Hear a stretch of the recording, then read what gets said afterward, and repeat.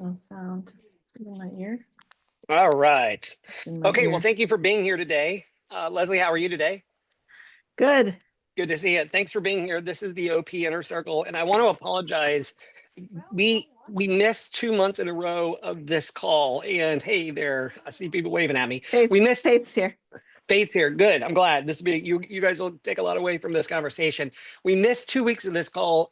A, we had some scheduling conflicting issues, and B, our scheduling system that we use to schedule these calls, we did not realize was not working. And so for whatever reason, I am the only one that it will allow to put on the schedule. So where Kennedy and Brad usually do that for me, because if left to my own devices, I would put it on the wrong day and the wrong time. And I think we got that figured out and worked out this month. So to give you just a little perspective for those who have not been on the call before, this is OP Inner Circle. This is a special select group of agents that get invited to be a part of this conversation. And as OP, I'm looking to grow our top talent and take them to the next level, because our top people become the lid of the market center, which is to say, if we have agents that are doing 50 million in production, we probably have some 40s and some 30s and a couple of 20s and some teens. But if we have someone doing 100 million, we probably have an 80, a 60, a couple of 50s, a couple 40s, several 30s, a whole bunch of 20s, a whole bunch of teens, and everyone gets lifted up.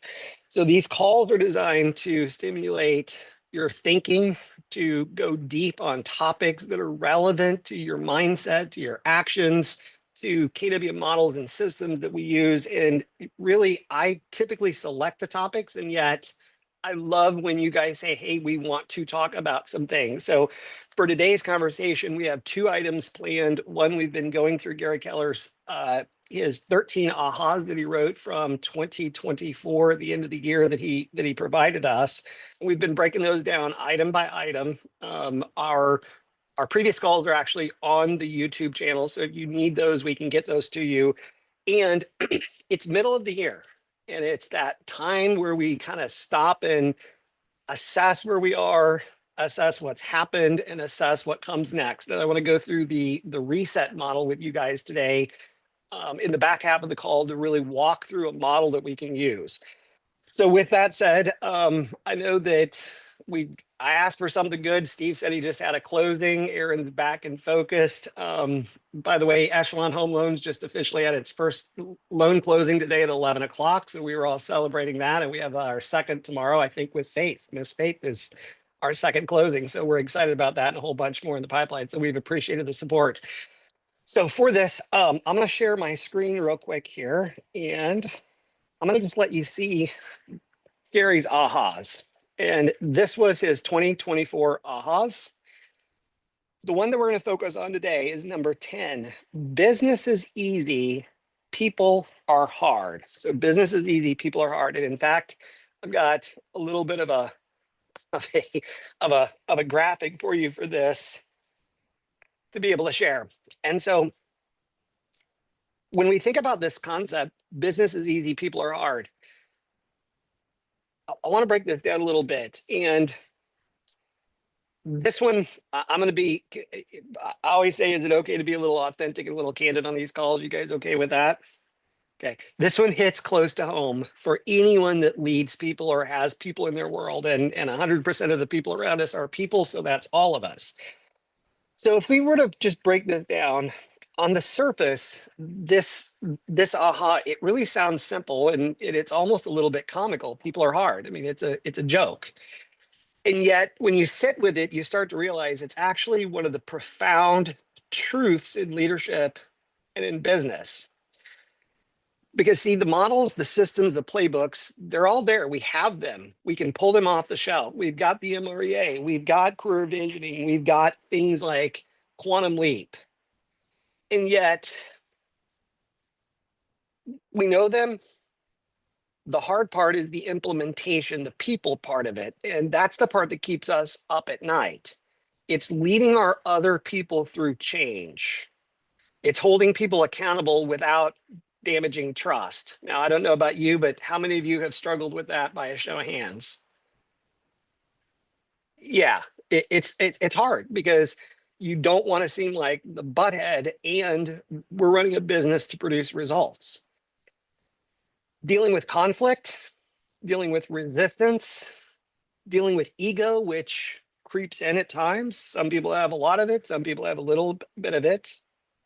Dealing with people's fear and our own fears. And one of the most important ones, inconsistency, which is the killer of dreams and goals. And when I think about this, and as I was developing my thoughts for today's call, I wrote down that there is one truth: leading ourselves, especially when we're tired, triggered, or uncertain, can be the hardest of it all. And so when I think about this, Gary isn't really just talking about staff or agents or your buyer's agents or your showing specialist or your title agent. He's actually talking about you and me. Is he saying if you're struggling in business, check the people side first. And that starts with the person in the mirror. Who are we and how are we showing up? So today I want to just dig into the people side of this a little bit. And I think this is a conversation, truthfully, that a lot of leaders avoid. And particularly, and I think this applies whether you have a team that you already lead or whether you're planning to grow a team. I think this conversation is important because it starts to frame the way that you think, the way that you act, the way that you are with yourself, and then that then begets how you are with others. So before we go into this any further, I want to stop and I want to ask some questions as it relates to leading people, dealing with the people side of the business. How many of you have a story, an experience, like a moment where you're just like, oh yeah, I get that? Faith is laughing. So is Leslie. Heather's driving, and I know she's laughing. Julian, how about you? Any people problems in your world ever? Oh yeah, of course. Right. Yeah. It's, and Gary says at some point, yeah, Glenn's laughing. I agree with that. At some point, success is all about having people problems. And that's all you do is you spend time with people problems. Okay. Now, guys, I want this to be interactive. So if you have a thought, put it in the chat. Don't hesitate to come off mute. This is your call, so you can interrupt me. I do not mind it. In fact, I actually like it. So if we stop and center, and we just think about this, business is easy, people are hard. It's a deceptively simple and yet insightful reflection that Gary wrote.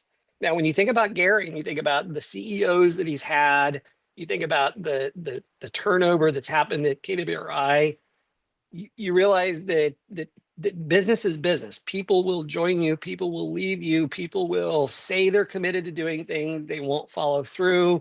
And our job as leaders is to make sure that we hold them accountable, or that we create that awareness around where they are and where they need to go. I put down, this speaks to the human dynamics between every system, every model, and every strategy. And it reveals why even the best business plans can fall apart or succeed wildly depending on the people involved. When you think about it, you can take a system and a model, and you can have a team that can produce 100 million or 200 million in production and crush it. And you can have the same system with different people running it, and it can be like a $10 million production team. The system's the same, the people are different. So it becomes all about the people. So I broke this down a little bit and I said, first of all, the business side has a playbook. We have playbooks that show us exactly what to do. We have the MREA, we have the MREI, we've got career visioning, we've got resources, we got all the MREA models, the operations models that if you print them off, they're a stack like this thick. In fact, I put down, Gary and KW have spent decades refining and teaching models for building a business, models for lead generation, the organizational model, the economic model. So the how of business is actually figure outable. There's a clear path to follow. It's a paint by numbers system. But the technical side of real estate, sales, the marketing, the operation is solvable with models, trainings, and systems, but people aren't systems. People are complex. They're sometimes the challenge. And the challenge with it is that people bring emotions, they bring egos, they bring fears, they bring motivation, sometimes highly motivated, sometimes they lose motivation.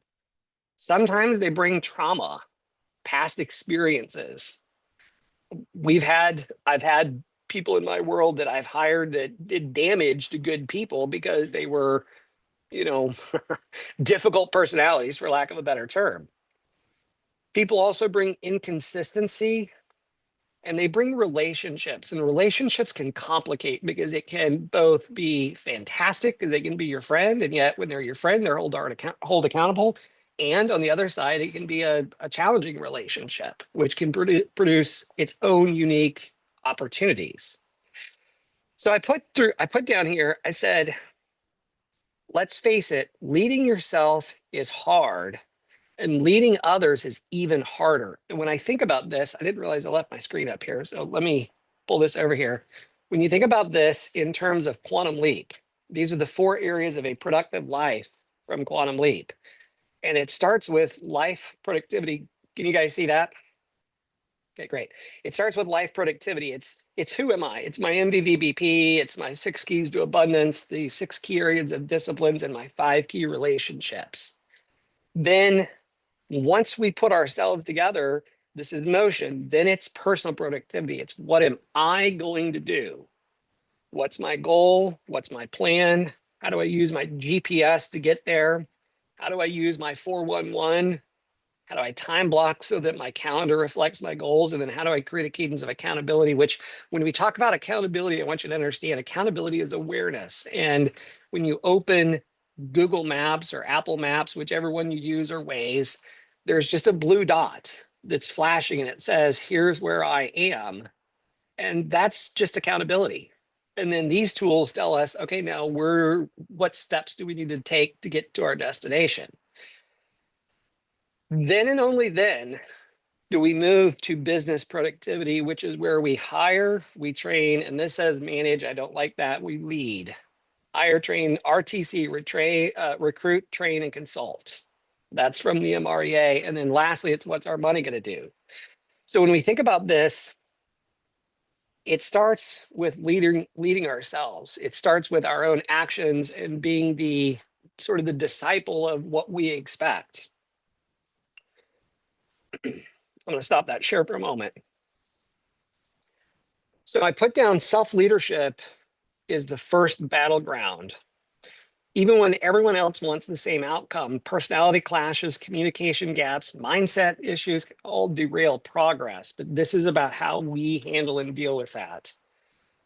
And I think when Gary is saying people are hard, what he's saying is you and I are hard because we are the start of the chain. Leslie smiling, and Heather knows that you know, she likes to jab me a little bit at times, and I earn it well because I can be difficult sometimes. And we do that because we sabotage our own success more than any other external factor. So we are more in control of what we do and the outcomes we achieve than any other factor. And yet we sometimes sabotage through procrastination. We overthink it, we get in our head. We have limiting beliefs. We go, I don't know if I can do that. We have ego. We have fears. We have poor habits. And I think a part of this conversation also comes down to, are we living in scarcity or are we living in abundance?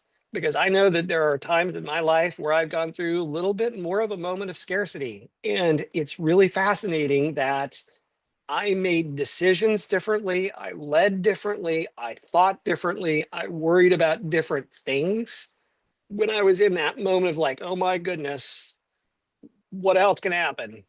Oh my goodness, how are we going to get through this? Versus abundance, which says it's not really a lack of resources, it's a lack of resourcefulness. And if it's going to be, it's up to me. And so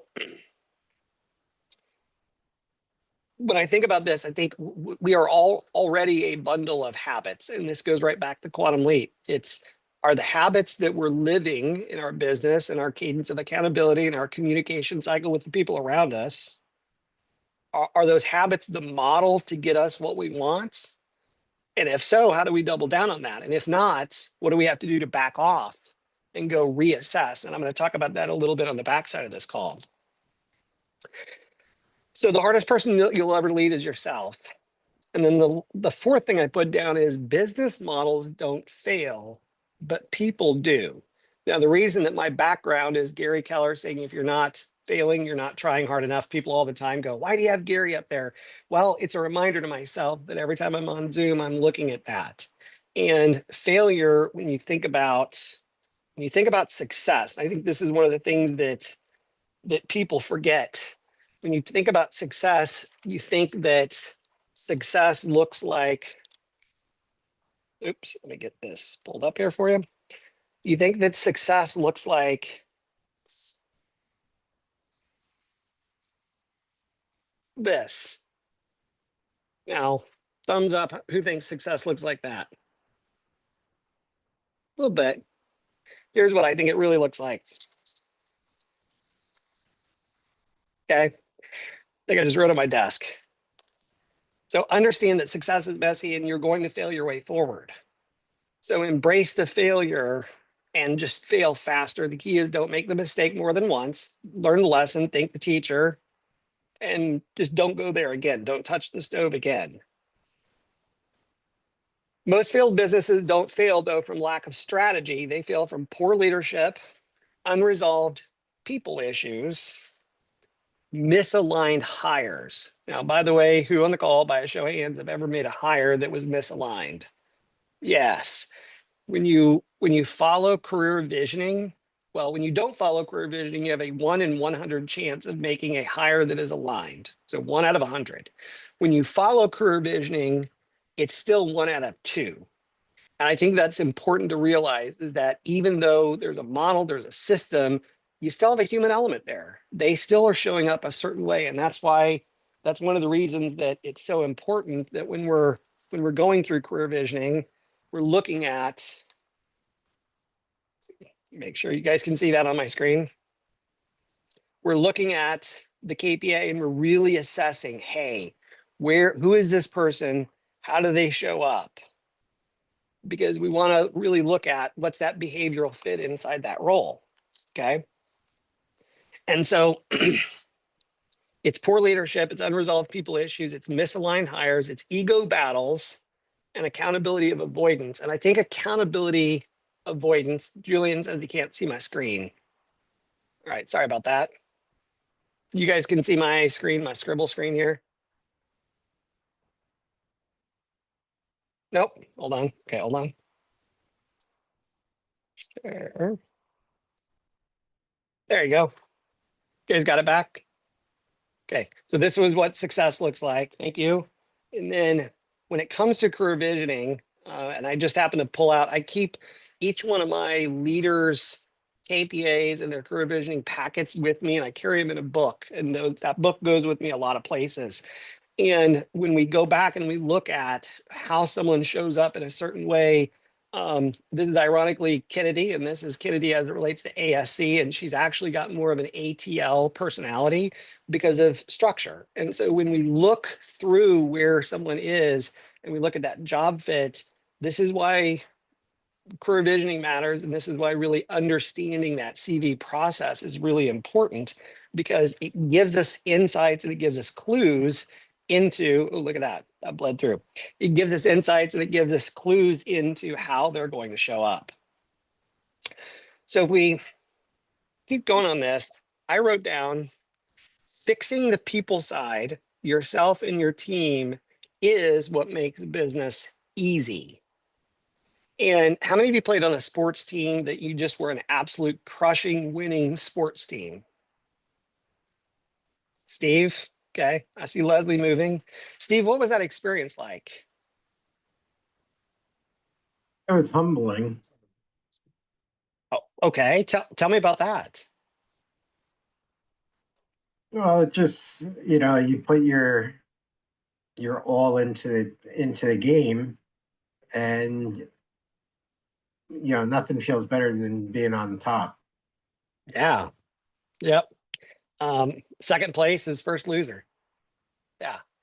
Well, I think fixing the people side and yourself is what makes business easy. So I wrote some questions, and I will put these in the chat here while we're talking so that you guys have these. And let me just real quick see if it will let me do that. And if it will not, I will. There we go, file. Let me just grab this so that you guys have this. Loads.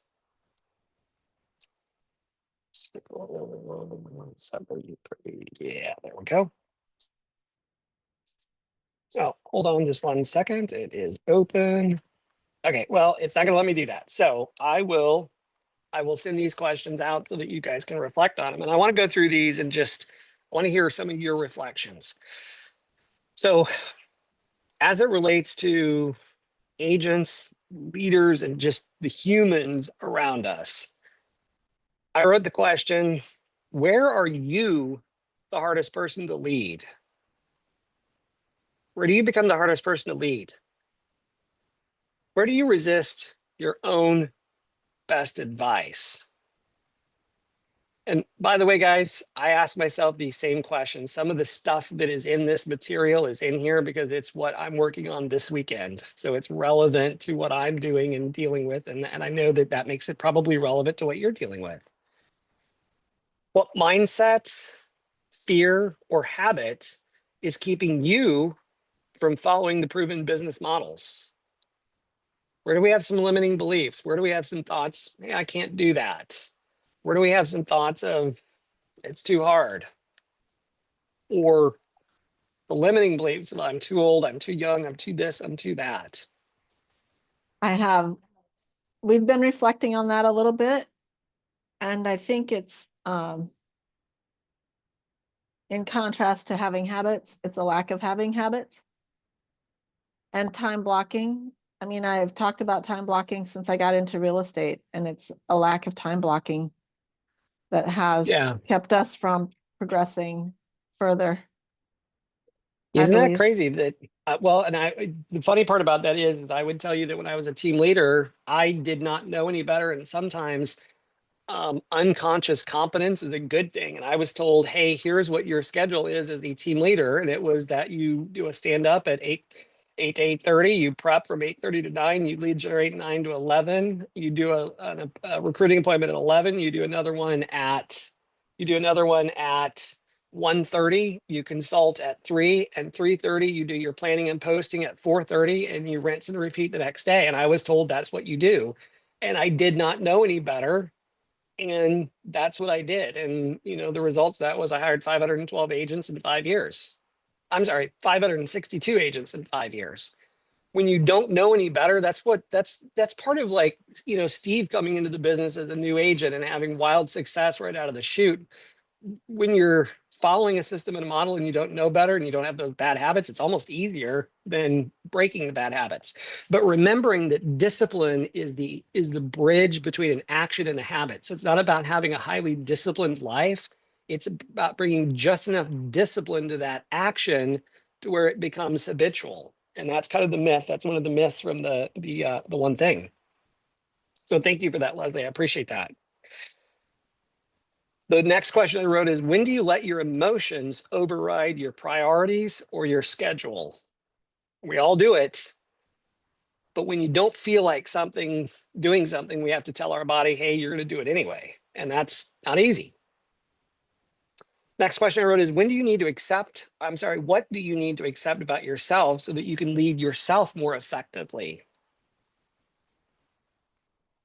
And the last one is related to what we were just talking about. Where do you need more discipline or structure, not more information? And I get people that ask, should I go to this and should I go to that? And I usually will ask the question back, do you need more information? Is it something that's missing information-wise, or is it just missing action? Because if you're just missing the action, then just go take that time to get into action. If you're missing the information, which by the way, sometimes going to classes is motivation. My MCA used to tell me every now and then, she's like, I think you need to take that class. You're feeling a little dodgy around here, a little, your energy's a little lower. So when it comes to working with team and client relations, we have to stop and ask some questions. These are what I wrote in this area. What people challenges are you tolerating right now on your team, with your clients, or in leadership? So where are you tolerating people challenges? Now, as an agent, I had a rule that anytime I lost one night of sleep over a client, like if I had a sleepless night, I would tolerate that. If I lost 2 sleepless nights with a client, the next morning I would fire them because it wasn't worth it. That was my rule.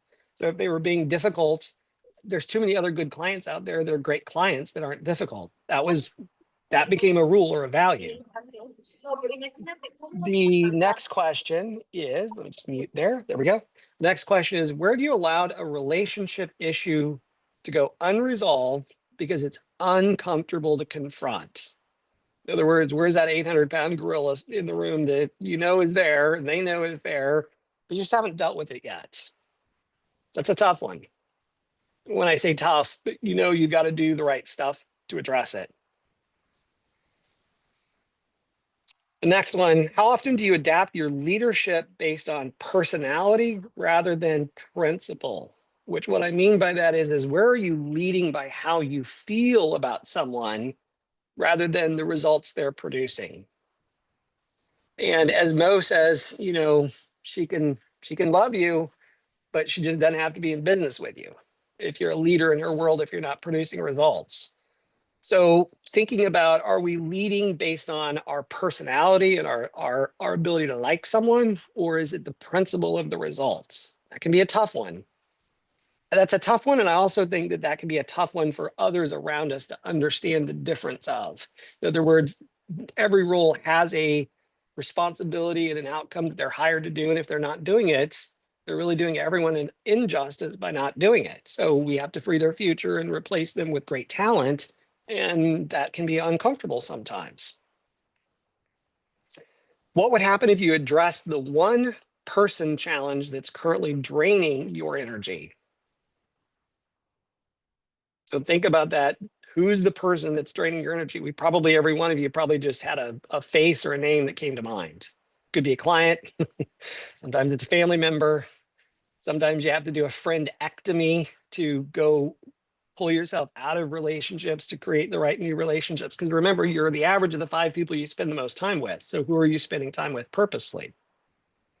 The next question I wrote into this is, what system or standard are you avoiding enforcing because you fear upsetting someone?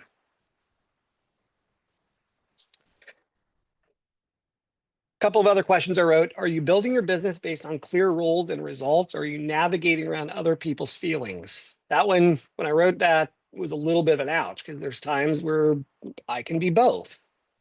And I'm human just like everyone. I wrote, what's more important to you right now, being liked or being respected? Because they're not the same things. People like people that are in level 2 relationship, that are in friendliness. They just have a relationship, level 2 leadership relationship. People respect people that are in level 4, that have developed them and how they think and how they act and how they behave. I wrote down, what's one way your business could become easier if you solved one hard people problem this week? But how are you helping your team grow through conflict and not avoiding it? And I remember Patrick Lencioni talking in the in one of his books about going to a Xerox meeting for the first time. And he said that in the middle of the meeting, someone jumped up and said, "You're wrong."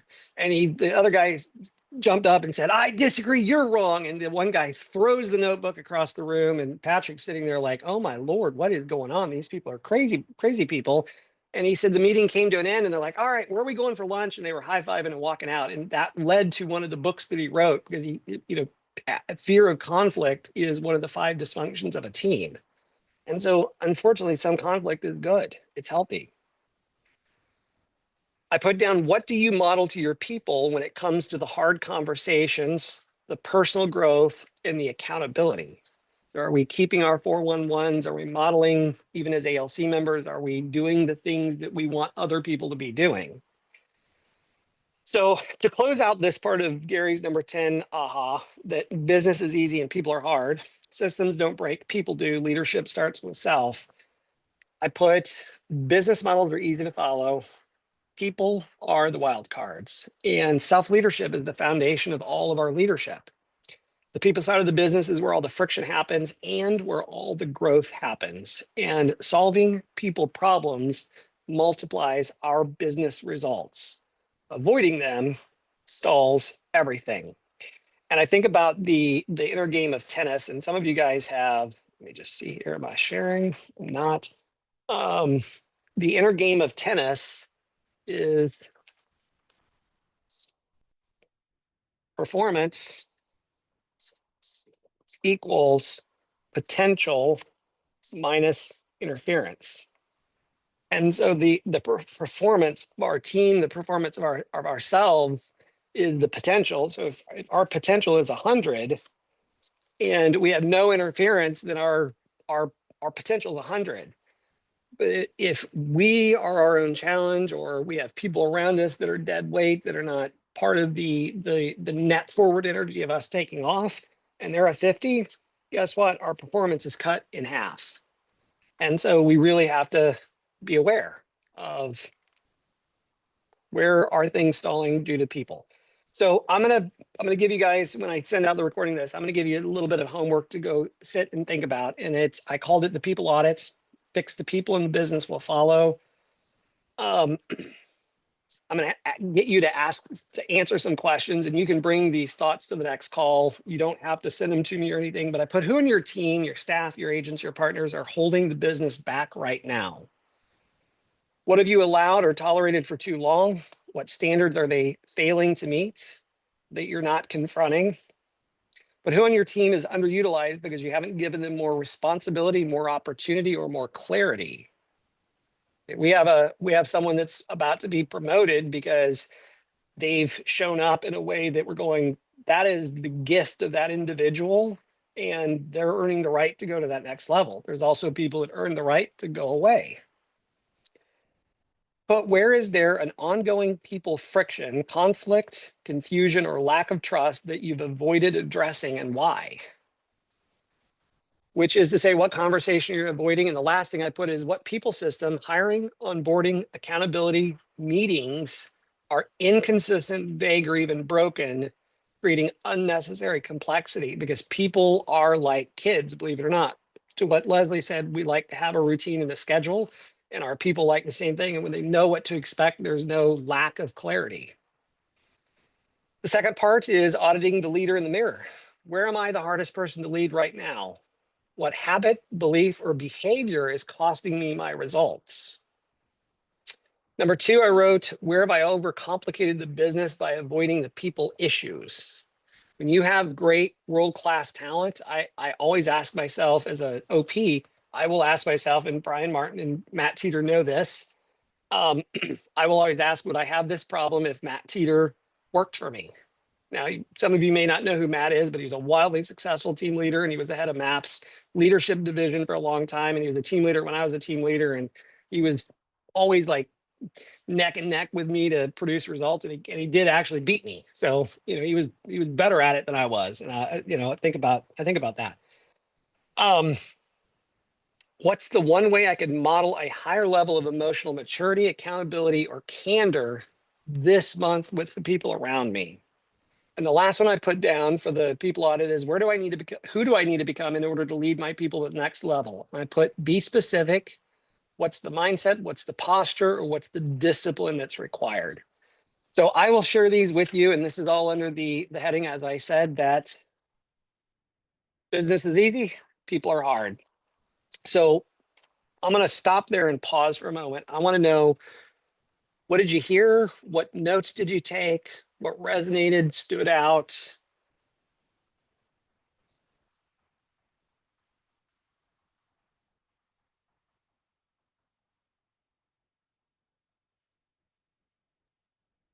Well, I'll go ahead and go.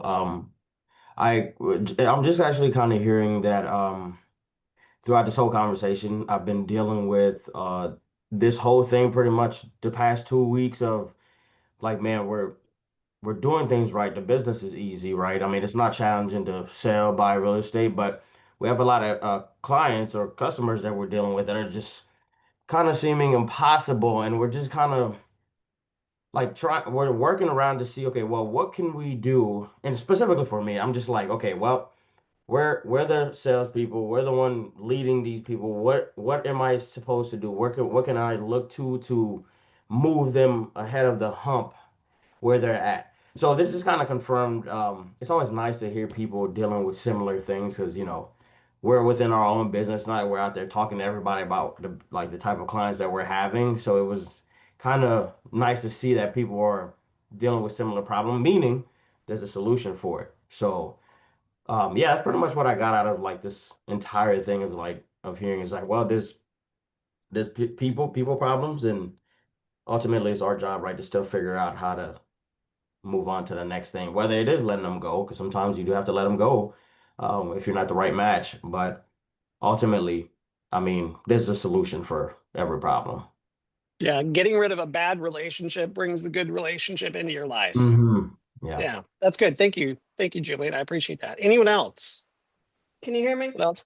Yeah, I gotcha, Joy. I just want to appreciate you for saying that some of these things are your own struggle too, because sometimes you just feel like you're doing it all by yourself, and you know, I appreciate that that leadership from you. Well, yeah, absolutely. There is not one of these questions that aren't on this list for a reason.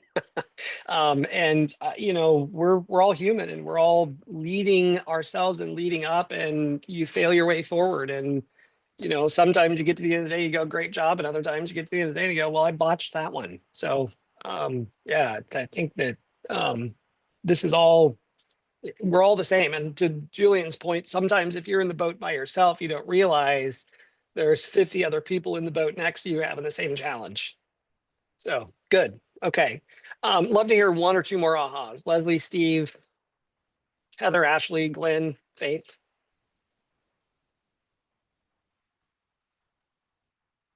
Okay, I'll go again. Faith is on her way to an appointment, so I'm not sure that she Great. can talk. Actually, All she good. should hopefully be in the appointment now.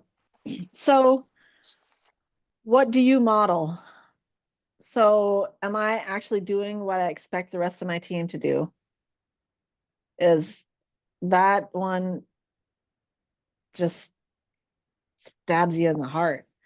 Like, how can I expect them to do what I'm telling them needs to happen if I'm not doing it myself? And then Yep. it went back into who is holding us back. Am I holding us back? They might all be ready to launch and I'm comfortable. So it's one of those questions. It's always worth asking the question and spending time to scuba dive on the answer. And I think there's two sides to what you're saying. There's the highly accountable side that's like, yeah, I have to do what I want my people to do. There's also the second side of it, and this isn't an excuse, and it's not a oh yeah, by the way, but it is a reality that the best basketball players rarely make the best coaches, because the skills to be a great coach are not the same as the skills to be a great player. You're seeing the ball, you're seeing the movements from different perspectives. So I think sometimes it's even the question of, where do I have to lead by example, and where do I have to be the coach so that I can help them play the game at their highest level? That's the question behind the question. And I get to watch Heather do that day in and day out. And there's no black or white answer on that. Sometimes it's a gray answer, and sometimes it's a combination of both. So good. Anyone else? All right. I Was got that a one. helpful I'm conversation? driving. Oh, I'm great. Go driving. ahead. Okay, I'll make it brief. And for me, it's the introspection on what habits or what fear is holding us back. And there's not much to add to that, but there's plenty of work for me to do on an introspective. All right. Where's fear? the question that I wrote in my journal very large many years ago is, what would I do if I wasn't afraid? And that question became a mantra. What would I do if I wasn't afraid? And I made some really big life changes around that over time. What would you do if you weren't afraid? Where are you settling for something that, you shouldn't settle for? Where's fear creeping in? Good. Okay, great. All right. So it is the middle of the year. And by a show of hands, who is 100% on track for their year? They're exactly where they thought they were going to be on July 30th. Their listing appointments, their buyer appointments, their closings, their GCI, their database ads, their number of open houses. Show of hands, who's there? Yeah, that's the world we're living in right now. We're in the third calendar year of the lowest sales pace in US history when adjusted for population growth. It's never been harder than it is right now. It's never been harder. And I think that that's an important perspective. Now, does that become a limiting belief? No. But does that become a reality? Yes. So what got us here might not get us there. And that's what I want to talk about next. So I'm going to share this with you real quick, and I'll put it on my camera and then we'll take a look at this. So I just want to share a model with you that it is currently the end of July. We're more than halfway through the year. Most people at this time of the year are, Steve and I were talking about this, they're on vacation, they're out playing, they're enjoying the summertime. They're just going about the year doing what they were doing on autopilot. And what I want for this group is I want us to pause and do a reset. And I'm going to give you the model. I'm going to talk you through it, and then I will send this out to you so that you have it to be able to work on. Because what I've observed is that most people coast through the second half of the year either on momentum or mass that happened in the first half of the year. So if you had a great first half of the year, like 2022, the first half of the year, great. Yep, until June, it was pretty rocking. July through December was pretty tough. And so we tend to coast on what happened the first half of the year, the back half of the year, but we don't have to do that. And we can take a step back from the noise and take a clear look at what's working, what's not, and what matters the most. And if you do this well, your second half of 25 can change the trajectory of your career. You can do that. And so I want to share this very simple. Jay Papazon actually taught this to me, so I don't want to take credit for it, but I want to share this simple but profound mid-year reset framework that gives you a chance to reflect, reprioritize, and recommit to what matters the most. And if we do it right, again, the second half can become the season where you take control back of your trajectory and you're no longer just a cork floating on the water. You can go take your unfair share. So if I kick over here, let me go to, I have a PowerPoint that I'm going to share with you just so that you've got a visual on this. Let's see. There we go. Okay, and then let me share the screen with you. Okay. All right, you guys, you can see that? Give me a little wave or a thumbs up. Thanks, Steve. Appreciate that. Okay, so reset. You have to recognize that if you're behind, you're not alone. And this RESET is a model and a framework to really pause and take accountability and take assessment of where we are. So it starts with, let me click here, there we go. It starts with the word reflect. The R stands for reflect. And on the simple basis, it's really identifying what's the gap between where we are and where we should have been, what it's going to take to close it, and then how do we get aggressive with the activities. But if we take this a little bit deeper, we start by looking back, not to dwell, but to extract the truth and the treasure from the first half of the year. There were lessons that you learned that were really good lessons. It might have been learned the hard way, but they're good lessons. So we have to really take time to think about what's the truth and the treasure from the first half of the year. And some of the questions that I'm going to send out to you on this are, Starts with business specific. What are the 3 business wins from the first half of the year that you're proud of? Because even if you're behind, you need to celebrate the gratitude and the appreciation that there are things that happened that were good. What surprised you about the market, your clients, or your own performance? Where did you show up consistently in your business, and where did you flinch or avoid something? And sometimes when we avoid something, we need to dig deeper because we may have a blinder on, we may have a fear, we may just have something that we're not wanting to address. It's the gorilla in the room. The last one is, what lead generation method brought you the highest ROI, and did you do it enough? Sometimes we may be busy doing other things that are producing low ROI, and we find out, hey, there's something else that's better. Okay. Some of my slides are missing, so I apologize for that. So the E is going to be evaluate. We're going to look at the gap between the goals and the reality. And you have to take the emotion out of it. You can't go, I didn't do that. Why did I do it? I should have done that. You can't do that. We can't change the past. What we can, and we can't change the future, but what we can change is our activities, our habits, and our thinking in this moment.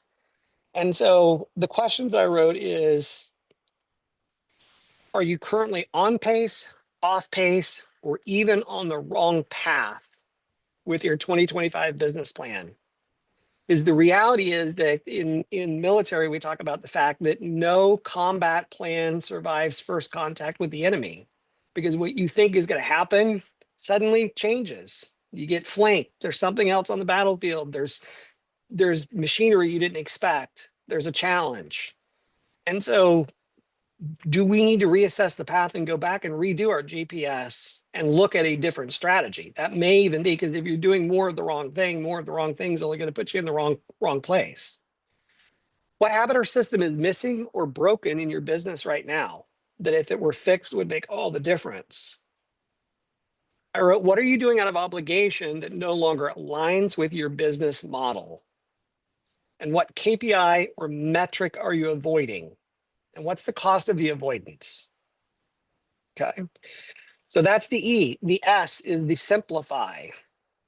And on the very simple part of this, I talk about manicuring your schedule. And in the one thing, Gary talks about the fact that every yes has to be defended by 1,000 no's. And we get into yes creep. And Heather, reminds me of this because I'm like you and I'm human, and people ask, can you do something? And I'll say yes. Sometimes too fast. And so one of the things that I do this part of the year and in January is I go back and I relook at all the yeses and I decide, what do I need to decommit to that felt like I could meet it, and yet it's really standing in the way of something else. And that's a tough conversation. And sometimes those are very freeing moments when you realize you don't have to do it all. You just have to do the right things. What activities in your business are you doing personally that somebody else should own? So where do you not need to clean your house, or where do you not need to run that flyer across town, or where do you not need to do something that frees up time for something else? What lead generation strategy do you need to double down on in Q3 and Q4? And I put, what does your ideal calendar look like, and what needs to change to match it? And there's the concept of a keystone habit, and that keystone habit is the habit that lines up the dominoes for all the other habits. And for me, my keystone habit is my bedtime. If I get to bed on time, my next day lines up like a domino run, and everything operates, the trains operate on schedule. And if I'm too late, if I stayed up watching too much Love Island, yes, that's one of our shows we're watching right now. The day doesn't quite align as well. So I know that about myself. So where's your key habit that sets your day up for success? The E is establish. What's the one activity you can commit to that will ensure you hit your goal? And I put down, if success is sequential, not simultaneous, then your habits are the engine that drive the sequence. So what daily habit, if executed consistently, would guarantee growth in your business? My aha when I started to ask this question of myself was, my answer to this January 1 is actually different than July 1st. So again, this is why that mid-year reset is important. Which of your current habits or routines are actually sabotaging your productivity? I remember being an agent and having gone on agent tour for the like 800th time. And I realized that the donuts I was eating was causing my belly to grow. And the 2.5 hours of driving around and flapping and hearing all the negative gossip and blah, blah, blah, blah, blah was actually affecting my mindset. And I just stopped going on agent tour. And guess what? My business grew. Have you protected your time block for lead generation, or is it negotiable? So is that a non-negotiable? And I remember Chris Heller, the former CEO of the company, when I first was at MegaCamp in 2011, and they asked him what was the last day that he missed a day of lead generation. And he said September the 11th. And with it being late September, I thought, oh, like he means a few days ago. And then he said, yeah, it just didn't feel right that day. You know, the world was kind of grinding to a halt and people were driving around with flags. And I thought maybe I needed to take a moment. It was a bad day to lead generate. And I realized that he was talking about like 10 years earlier. That was the last day he missed a day of lead generation. Success leaves clues. Okay. What needs to come off your calendar so the right things can go on? And who's your accountability partner for the next 90 days? And have you told them what to hold you accountable to? So that's your T, that's your time block. Okay. RESET. I think the T can stand for take action also, if you want it to. So here's what I wanted to leave you with on this topic. Your year is not in the history books yet. We still have 22 weeks left in 2025. Being behind doesn't mean being defeated. We have the ability to take control and double down on our activities, double down on our actions, our thoughts that we think and the actions that we take, and still be able to end the year extremely strong.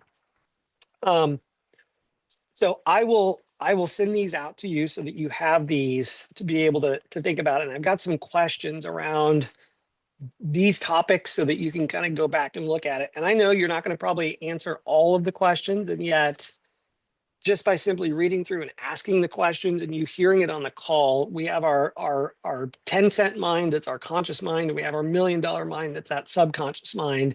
You never know when asking that question that you hear, all of a sudden your subconscious mind starts working on it and you wake up and you go, well, I have the answer. I figured it out. I found the answer. So the reset model is just a really good tool to be able to use this time of the year. And I encourage you to take a moment, block some time. I actually have some time this weekend set aside to be able to do this for me and my businesses. And for me, I need a moment of clarity when I have no interruption. I encourage you to do it. And I'd love you to bring the next month's call any reflections around the people side or the reset of what action did you take. And with that said, we've got about 5 minutes left. I would just love to open it up. Let me stop my share. I think, yep, I stopped the share. Love to open it up. What'd you hear? What was significant? What was meaningful? How did you change based on the conversation we just had in the last 55 minutes?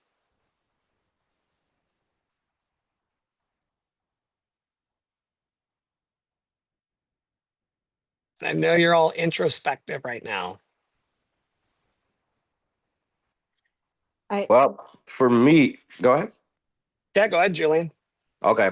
For me, I would say it's kind of let me know again what's probably common is like, hey man, there's a solution for every problem that we're dealing with. And sometimes, and this is a thing that's a struggle, right? Is like letting go of certain business, specifically when we're talking about like large opportunities. But again, it's just kind of reaffirming that, there's solutions, and sometimes the solutions is just parting ways. And just let that be, and making room for better and bigger opportunities. Yeah, so that's one of my biggest takeaway from just this whole thing.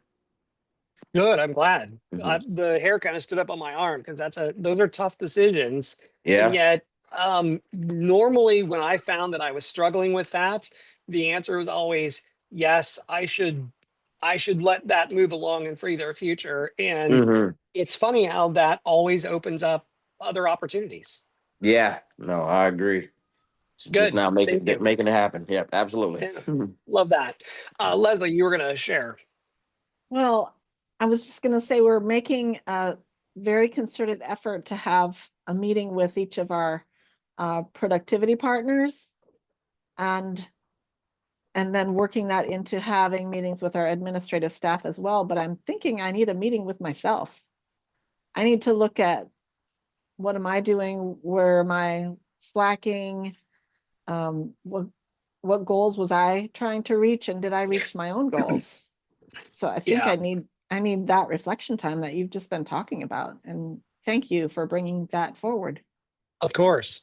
Yeah, we do and we do and we do, and we wake up with a big old handful of doo-doo. And it's because sometimes we forget that working on our business and working on ourselves and taking that time to have the space and the margin, the white space to just think. I remember Mark Willis, when he stepped into the CEO role, he shared with me one time that his big aha when he stepped into that position was he said he gratuitously underestimated the amount of thinking time that he needed, and he had to really do some things to create more thinking time. So that's when you lead people, that's a critical part of it. Toy, Heather, Tracy, Glenn, Ashley, any other reflections, ahas, milestone takeaways?